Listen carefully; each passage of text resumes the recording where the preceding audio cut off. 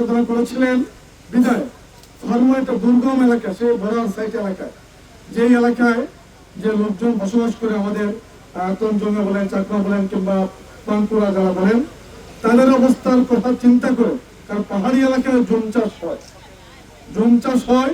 এই এলাকার যে জমিগুলো ছিল, যে নদীমার যে এলাকা ছিল, এই জমিকে কৃষি নির্ভর করার জন্য উনি খাল করার একটা কর্ম নিয়েছিলেন। আমরা 19 দফা কর্মসূচি বলি, যে 19 দফা কর্মসূচির একটা দফা হলো খাল করার কর্মসূচি। রাষ্ট্রপতি জিয়াউর রহমান সাহেব এখানে এসে এই ফারুয়া ইউনিয়নকে এই খাল খনন সহ নানাবিধ উন্নয়নের সাথে সম্পৃক্ত করেছেন।